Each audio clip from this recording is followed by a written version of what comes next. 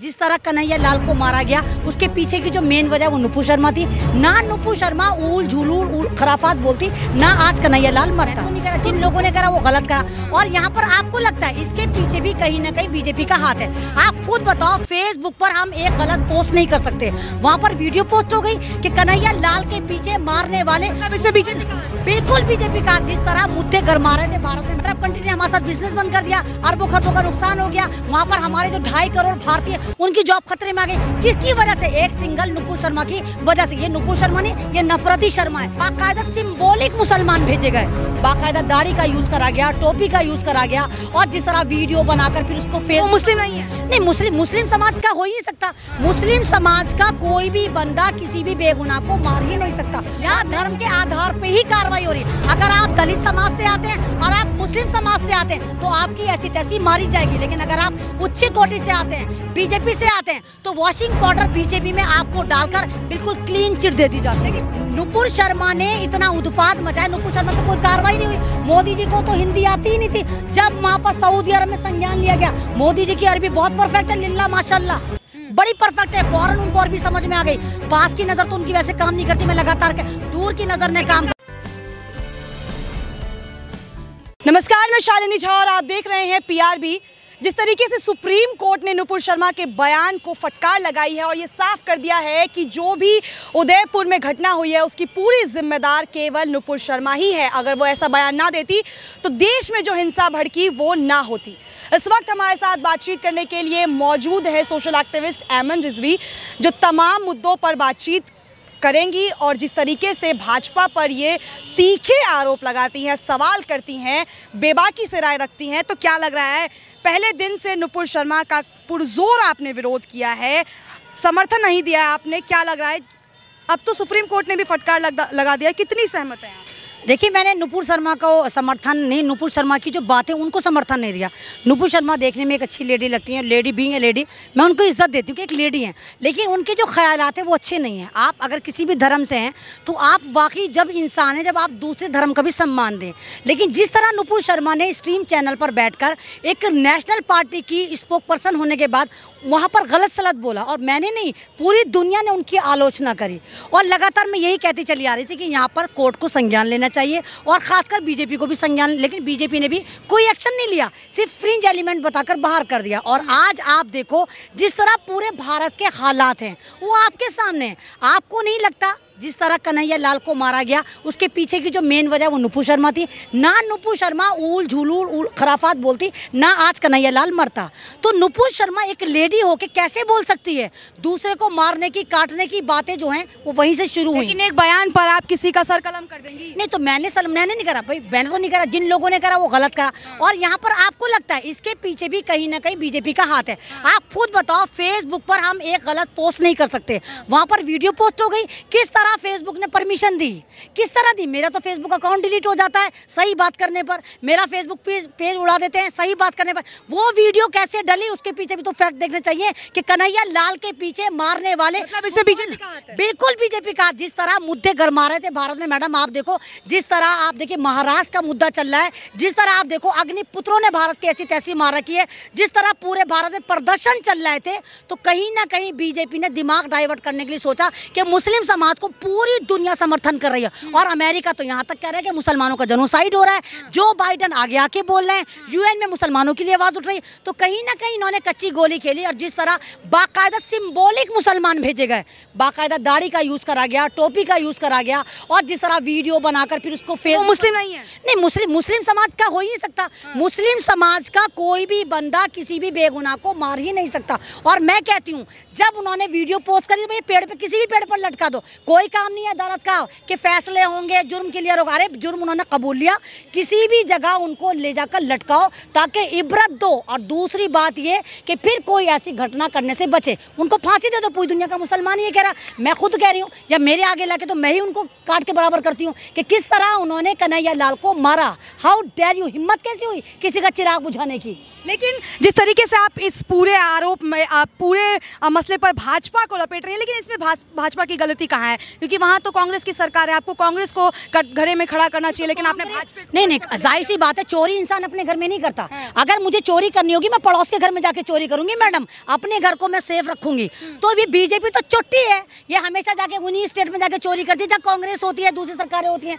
और आप देखिए कि क्या कांग्रेस ने कार्रवाई नहीं करी, क्या वहाँ के सीएम नहीं मिलने गए, क्या नहीं कहा कि हाँ यहाँ बीजेपी ने संज्ञान नहीं लिया। नहीं तो बीजेपी ने क्या संज्ञान लिया? नुपुर शर्मा ने इतना उत्पाद मचाया, नुपुर शर्मा पे कोई कार्रवाई नहीं हुई। मोदी जी को तो हिंदी आती ही नहीं थी, जब वहाँ पर सऊदी अरब में संज्ञान लिया गया। मोदी जी की अरबी बहुत परफेक्ट है, लिल्ला माशाल्लाह, बड़ी परफेक्ट है, फौरन उनको अरबी समझ में आ गई। पास की नजर तो उनकी वैसे काम नहीं करती, मैं लगातार दूर की नजर ने काम करा। कार्रवाई को करे तो सवाल उठाएंगे, आप ना करें तो कार्रवाई क्या करी? आप अपनी ही पार्टी की स्पोक पर्सन को फ्रिंज एलिमेंट बताकर उन बेवकूफों को बेवकूफ बना रहे होंगे। क्या गलत किया उन्होंने? फ्रिंज एलिमेंट बता दिया। नहीं तो फ्रिंज एलिमेंट बनाने के बाद मोदी जी ये वाली बात साबित करें कि मोदी जी जो नुपुर शर्मा को फॉलो कर रहे थे, नितिन गडकरी फॉलो कर रहे थे, अमित शाह फॉलो कर रहे थे, मोहन भागवत भाग के फॉलो कर रहा था, तो एक फ्रिंज एलिमेंट को आप कैसे फॉलो कर रहे थे और अब तक फॉलो कर रहे हैं? इससे पहले उन्होंने ऐसा बयान नहीं दिया। और दूसरी बात देखिए, आप देखिए नुपुर शर्मा को Z+ सिक्योरिटी दी गई और नुपुर शर्मा तो भाग गई अपने ड्राइवर के साथ। नुपुर शर्मा का किसी को नहीं पता, वो अपने ड्राइवर के साथ भाग गई, सिक्योरिटी लेकर भाग गई। लेकिन ये आपको कैसे पता? आप बड़ी श्योरिटी से बता। नहीं, बिल्कुल श्योर, आप खुद देखिए, सारी दिल्ली पूरी ढूंढती फिर रही है, वो तो ड्राइवर के साथ भाग गई भाई नुपुर शर्मा। तो नुपुर शर्मा पर अगर बीजेपी सही वक्त पर कार्रवाई कर लेती तो आज शायद सुप्रीम कोर्ट को इतने छोटे मामले में आगे ना आना होता। और सुप्रीम कोर्ट ने जिस तरह नुपुर शर्मा के बारे में, मामला कैसे है, देश में दंगे हो जाते हैं नुपुर शर्मा के बयान के बाद, कन्हैया लाल को मौत के घाट उतार दिया जाता है, अरब कंट्रीज इसमें हिस्सा लेती हैं, और क्या आप कह रही हैं छोटा? आपने तो कहा ना छोटा सा स्टेटमेंट दिया था, आपके नजदीक अगर ये छोटा सा स्टेटमेंट था तो सुप्रीम कोर्ट आ गया। और जिस तरह सुप्रीम कोर्ट ने वही बात की जो मैं कह रही हूँ, नुपुर शर्मा ने माफी नहीं मांगी। नुपुर शर्मा ने कहा अगर मेरे अल्फाज से किसी के भावना आहत हुई तो मैं वापस लेती हूँ, माफी नहीं होती मैडम। और जिस तरह सुप्रीम कोर्ट ने कहा कि आपको माफी भी स्ट्रीम चैनल पर मांगेंगे आप, क्योंकि अरब कंट्रीज ने भी कहा था पब्लिक डोमेन में आके, तो मांगी थी क्या? अरब कंट्री ने कितने दिन पहले कहा था, अरब कंट्री ने हमारे साथ बिजनेस बंद कर दिया, अरबों खरबों का नुकसान हो गया, वहां पर हमारे जो 2.5 करोड़ भारतीय उनकी जॉब खतरे में आ गई। किसकी वजह से? एक सिंगल नुपुर शर्मा की वजह से। ये नुपुर शर्मा नहीं, ये नफरती शर्मा है, जिसकी नफरत आज भारत को खा गई। तो क्या लग रहा है, जिस तरीके से कन्हैया लाल का सर कलम किया गया, उनकी हत्या की गई, उसके बाद एक वीडियो जारी किया जाता है जिसमें प्रधानमंत्री मोदी को भी धमकी दी जाती है और साथ में ये कहा जाता है नबी की शान में जिसने भी गुस्ताखी की उसका सर तन से जुदा कर दिया जाए। नहीं, ये तो गलत है। अगर वो वाकई नाम पर नहीं बिल्कुल अल्लाह के नाम पर कत्ल करना जायज़ नहीं। दूसरी बात ये, अगर नुपुर शर्मा ने ये वाली गलती कही थी तो जाहिर सी बात है वो इतने बड़े थे तो वो नुपुर शर्मा तक पहुँचते। यानी कहीं ना कहीं ये बहुत बड़ी सियासत है। अगर आप जाकर इस पर वाकई रिसर्च होगी तो ये सारा दूध का दूध पानी का पानी। क्यों चाहेगी कि ऐसे काम हो, फिर सवालों के घेरे में आए? देश की पूरी दुनिया में मुसलमान समाज को एक अच्छी नज़र से देखा जा रहा है। पूरी दुनिया में नुपुर शर्मा को बुरा कहा जा रहा है। अमेरिका में UN में ये कहा जा रहा है कि भारत में मुसलमानों का जेनोसाइड हो रहा है। तो जाहिर सी बात है मुसलमानों की इमेज खराब करने के लिए टोपी का यूज़, दाढ़ी का यूज़, मुसलमान का यूज़ और फिर उस स्टेज का यूज़ जहाँ पर कांग्रेस की सरकार है, ये करना था। परमहंस हैं, अयोध्या के महंत हैं, उन्होंने ये कहा है कि जितने भी मुसलमान हैं, जिहादी हैं, जो काट रहे हैं, 100 करोड़ के हिंदू अब साथ आ गए और इन सभी मुसलमानों को पाकिस्तान और बांग्लादेश भेजा जाएगा। क्या कहेंगी? नहीं तो परमहंस के अम्मा जहेज में लेकर आई थी भारत को, कौन ले? इनकी सलामी में मिला था। भारत इनके बाप का है जो जाने चाहे। और जब ये इस तरह का स्टेटमेंट दे रहे हैं तो मोदी सरकार के अफीम खाकर पड़ी हुई है। कहाँ है वो ED, कहाँ है वो क्राइम ब्रांच, कहाँ है ये लश्कर नोएडा, कहाँ मर जाता है? यानी जब तुम्हारा अपना बंदा मुसलमानों को मारने की, काटने की बात करता है और बाकायदा रैलियां निकालते हैं तो तुम तालियां बजाते हो छक्कों की तरह और समर्थन करते हो उनका। और जब मुसलमान ये कहता है हमारी सुनो मोदी जी, हमारे इस्लाम के खिलाफ, हमारी औरतों के खिलाफ, हमारे कलाम पाक के खिलाफ, हमारी नागरिकता के खिलाफ, आप खड़े हो गए, चलो भाई पकड़ के जेल में डाल दो। कौन सा कानून है ये? यहाँ धर्म के आधार पर भी कार्रवाई हो रही है। यहाँ धर्म के आधार पे ही कार्रवाई हो रही है। अगर आप दलित समाज से आते हैं और आप मुस्लिम समाज से आते हैं तो आपकी ऐसी तैसी मारी जाएगी। लेकिन अगर आप उच्च कोटि से आते हैं, बीजेपी से आते हैं, तो वॉशिंग पाउडर बीजेपी में आपको डालकर बिल्कुल क्लीन चिट दे दी जाती है। लश्कर नोएडा आपने कई बार कहा है, क्या लश्कर नोएडा क्या है? क्योंकि आप बार बार अपने बयान में लश्कर नोएडा का जिक्र करना नहीं। लश्कर नोएडा का मतलब है स्ट्रीम चैनल के वो 2-2 कौड़ी के पत्रकार जो बड़े खुश होते हैं, हर बात में मिठाइयाँ बांटते हैं, जो सुबह शाम मंदिर मस्जिद, गाय, गोबर, तीर, त्रिशूल, तलवार पर पॉलिटिक्स करते हैं। वो ये नहीं दिखाते भारत का किसान मर रहा है, वो ये नहीं दिखाते अग्निवीर कितने नाराज होकर अग्निपुत्र बन के भारत को प्रोटेस्ट में मेन स्ट्रीम मीडिया भी मौजूद थी जब अग्निपथ का प्रोटेस्ट हुआ था। वो उनके खिलाफ दिखा रहे थे। देखो ये कैसे लोग हैं, मतलब आप उनका दर्द समझने को तैयार नहीं कि आप ये देखिए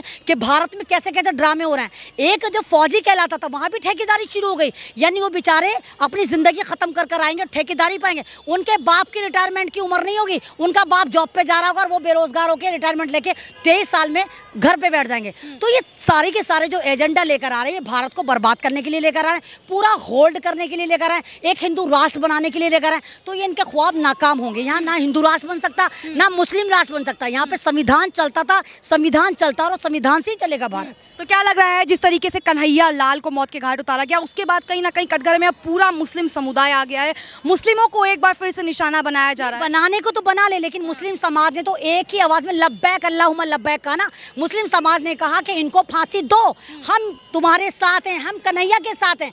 किस मुसलमान ने फेवर चूंचा पूपा करा? किसने कुछ एक्सक्यूज किसने नहीं करा भाई। जिस तरह तबरेज को, अखलाक को, इन सबकी मॉब लिंचिंग हुई, इसी तरह ये वाली मॉब लिंचिंग भी हुई। और कोई भी समाज, कोई भी उच्च समाज, सभ्य समाज इस वाली बात की इजाजत नहीं देता कि आप किसी बेगुनाह को मारकर उसकी वीडियो वायरल करें।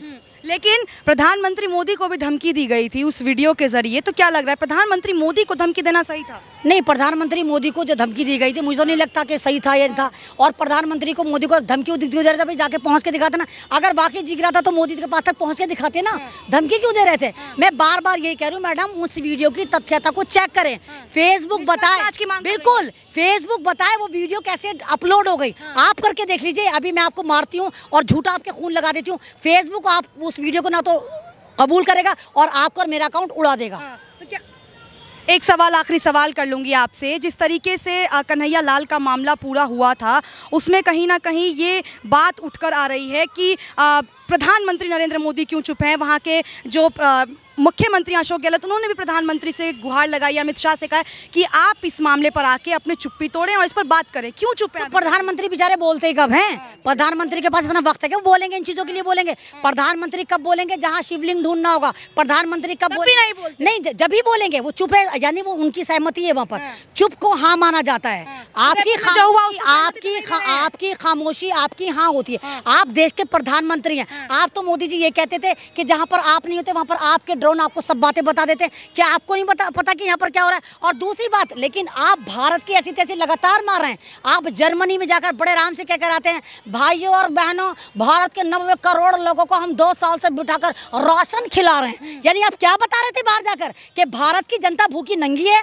जो 90 करोड़ आपके टुकड़ों पर पल रही है। आप भारत को दुनिया का सबसे भूखा नंगा देश बता रहे थे। तो मोदी जी ने सिर्फ एक ही काम करा कि भारत की हर जगह नाक कटाई, इसके अलावा कुछ नहीं करा। तो चलिए, ये थी हमारे साथ ऐमन रिजवी, जिन्होंने हमारे तमाम सवालों के जवाब दिए हैं और ये साफ कर दिया है कि नुपुर शर्मा का बयान जो है वो काफ़ी निंदनीय था और इसके साथ जो भी कन्हैया लाल के साथ हुआ वो बिल्कुल भी नहीं होना चाहिए था, वो किसी भी इंसान के साथ नहीं होना चाहिए था। साथ ही फांसी की मांग भी इन्होंने उठाई है। अब इसको लेकर ये देखना काफ़ी दिलचस्प होगा कि जो मांग उठ रही है वो इस पर फैसला कब आता है और कन्हैया लाल की जो मामला है उसमें और कितनी नई बातें निकल कर सामने आती है। आप बने रहिए PRB के साथ। धन्यवाद।